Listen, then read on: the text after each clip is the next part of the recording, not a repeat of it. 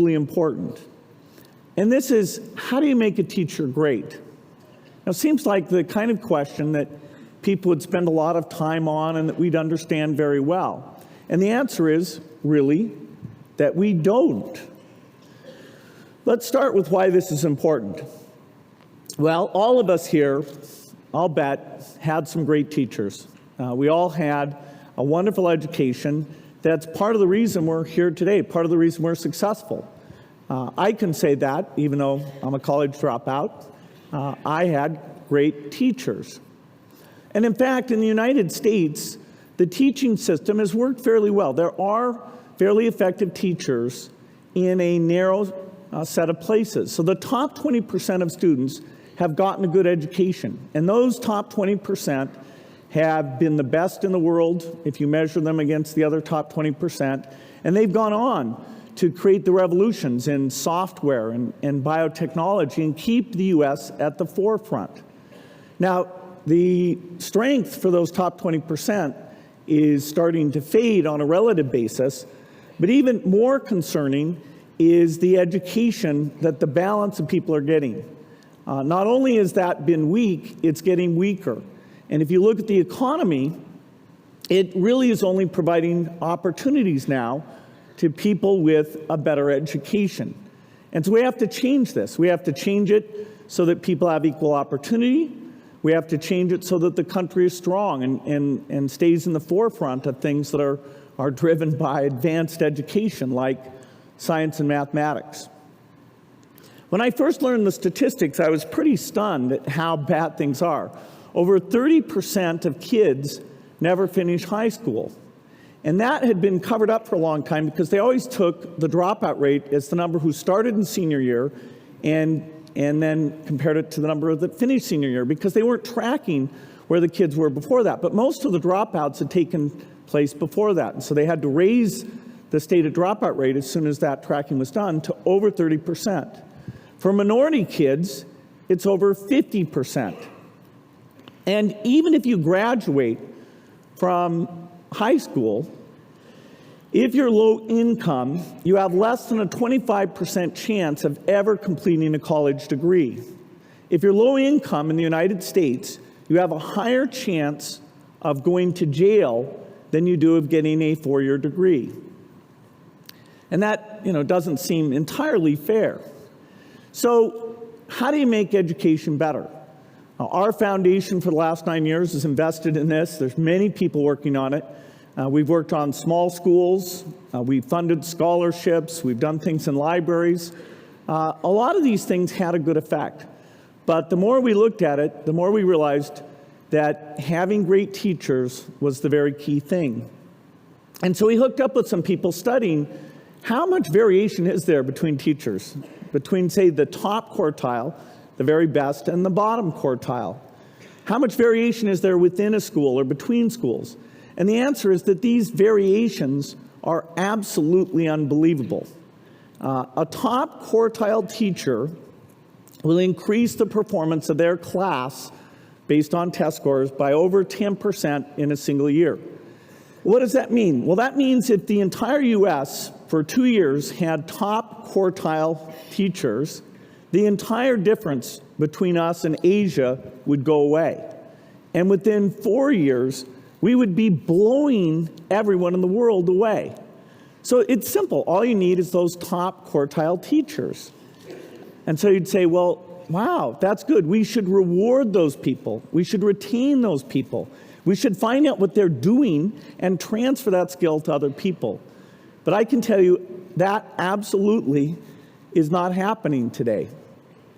What are the characteristics of this top quartile? What do they look like? You might think, well, these must be very senior teachers. And the answer is no.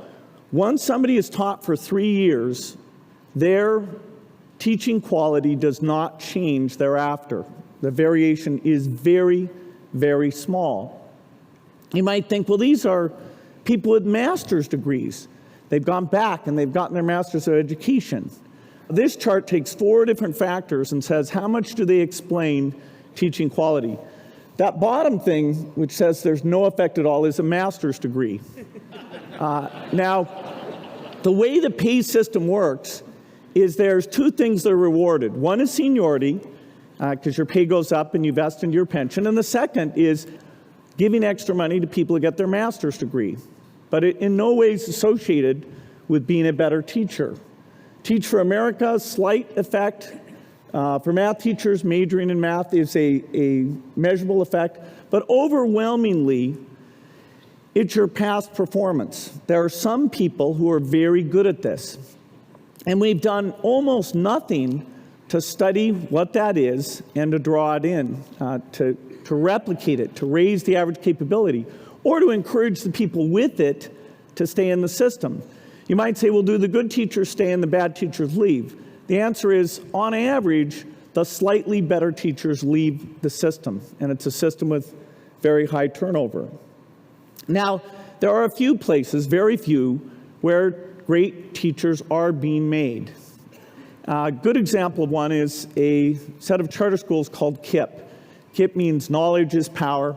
It's an unbelievable thing. They have 66 schools, mostly middle schools, 7 high schools, and what goes on is great teaching. They take the poorest kids, and over 96% of their high school graduates go to four-year colleges. And the whole spirit and attitude in those schools is very different than in the normal public school. They're team teaching. They're constantly improving their teachers. They're taking data, the test scores, and saying to a teacher, hey, you caused this amount of increase. And so they're deeply engaged in making teaching better. When you actually go and sit in one of these classrooms, at first it's very bizarre. I sat down and I thought, what is going on? The teacher was running around, and the teacher was constantly scanning to see which kids weren't paying attention, which kids were bored, and calling on kids rapidly, putting things up on the board. It was a very dynamic environment, because particularly in those middle school years, 5th through 8th grade, keeping people engaged and setting the tone that everybody in the classroom needs to pay attention. Nobody gets to make fun of it or have the position of, the kid who doesn't want to be there. Everybody needs to be involved. And so KIPP is doing it. How does that compare to a normal school? Well, in a normal school, teachers aren't told how good they are. The data isn't gathered. In the teacher's contract, it will limit the number of times the principal can come into the classroom, sometimes to once per year. And they need advance notice to do that. So imagine running a factory where you've got these workers, some of them just making crap, and the management is told, hey, you can only come down here once a year, but you need to let us know because we might actually fool you and try and do a good job in that one brief moment. Even a teacher who wants to improve doesn't have the tools to do it. They don't have the test scores. And there's a whole thing of trying to block the data. For example, New York passed a law that said that the teacher improvement data could not be made available and used in the tenure decision for the teachers. And so that's sort of working in the opposite direction. But I'm optimistic about this. I think there's some clear things we can do. First of all, there's a lot more testing going on, and that's given us the picture of where we are. And that allows us to understand who's doing it well and call them out and find out what those techniques are. Of course, digital video is cheap now. Putting a few cameras in the classroom and saying that things are being recorded on an ongoing basis is very practical in all public schools. And so every few weeks, teachers could sit down and say, okay, here's a little clip of something I thought I did well. Here's a little clip of something I think I did poorly. Advise me when this kid acted up. How should I have dealt with that? And they can all sit and work together on those problems. You can take the very best teachers and kind of annotate it, have it so everyone sees who is the very best teaching this stuff. You can take those great courses and make them available so that a kid could go out and watch the physics course, learn from that. If you have a kid who's behind, you would know you could assign them that video to watch and review the concept. And in fact, these free courses could not only be available just on the internet, but you could make it so that DVDs were always available, and so anybody who has access to a DVD player can have the very best teachers. And so by thinking of this as a personnel system, we can do it much better. There's a book actually about KIPP, the place that this is going on, that Jay Matthews, a Newsweek reporter, wrote called Work Hard, Be Nice. And I thought it was so fantastic. It gave you a sense of what a good teacher does. I'm going to send everyone here a free copy of this book.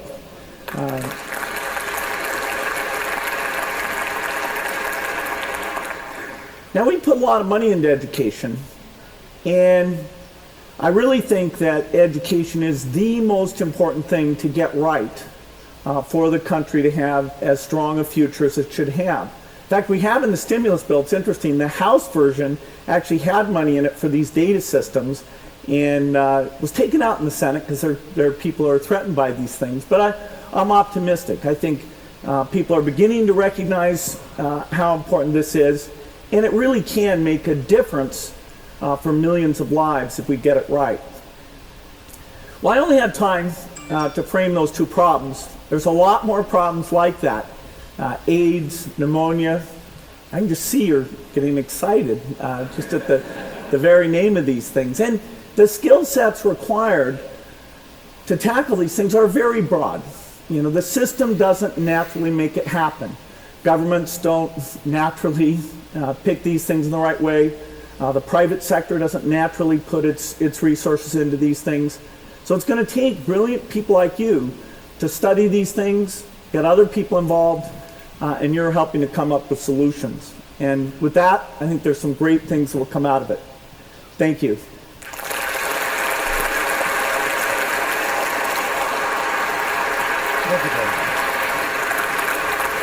Thank you.